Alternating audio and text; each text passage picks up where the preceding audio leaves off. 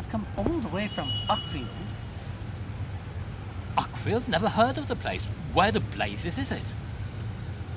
Quite near Bright. Oh, that's all right then. And you want me to talk to you about My play, yes. your play? Yes, you did say you'd want to talk to me about it. I'm assuming you found it very interesting. If I had found it very interesting, I would have remembered it. I think I must have left it on the back burner. Or the incinerator, I should say. It's probably gone up in smoke by now. As it deserves to. I expect you hated it then. Well, it was a little uneven, I would say. Yes, uneven, I think would be the word. I thought you'd say that. Oh, glad I'm running so true to form. Well, I mean, it really isn't the sort of play you would like, is it? But what on earth made you think of sending it to me? I just took a chance. I know you only play rather trashy stuff as a rule, but I thought you might like to have a shot at something deeper. And what is there in your play, Mr. Maule, that you consider so deep? Apart from the plot, which is completely submerged after the first 2 pages. Plots aren't important, it's ideas that matter. Look at Chekhov. Well, in addition to ideas, I think we might concede Chekhov a certain flimsy sense of psychology, don't you? You mean my play isn't psychologically accurate? It isn't. Really, it isn't. I think it's very good indeed. Well, I understand that perfectly from your point of view, but you must admit that my opinion, based on a lifelong experience of the theatre, might just possibly be the right one. Ah, the commercial theatre. Oh dear, oh dear, oh dear. Oh dear. Oh dear. I suppose you'll say that Shakespeare wrote for the commercial theatre, and the only point of doing anything with drama is to make money. All those old arguments, what you don't realise is a theatre of the future is a theatre of ideas. Oh dear, I'm much more interested in the theatre of the present. And what you do with it?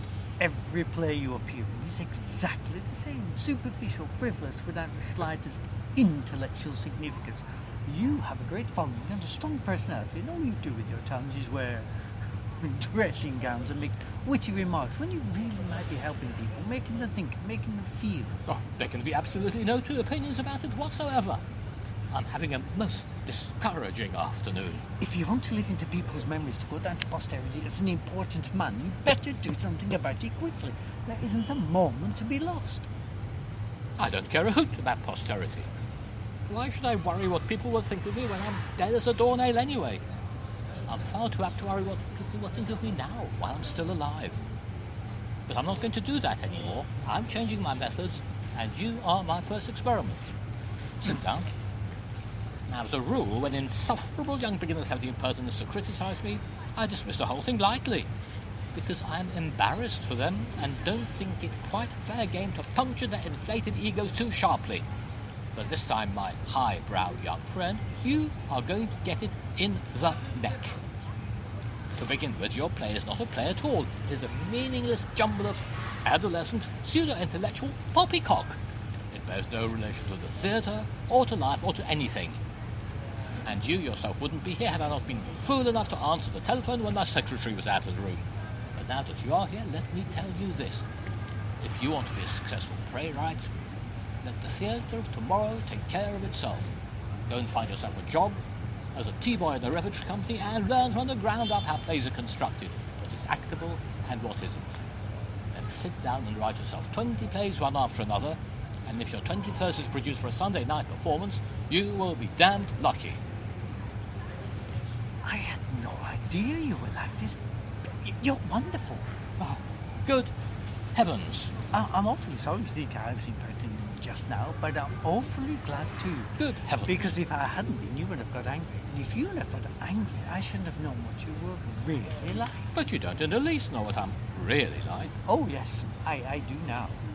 Well, I don't see that it matters anyway. Well, it matters to me. What do you mean? Rather difficult to explain, really. Difficult to explain? What's difficult to explain? What I feel about you. Well, now's not the time and place for that sort of conversation. No, please, let me speak. You see, in a way, you've been a sort of an obsession with me. I saw you in your last play 47 times. One week I came every night in the pit because I was up and down trying to pass an exam. And may I hazard a guess as to whether you passed that exam? No, I didn't. I must say I'm not entirely surprised.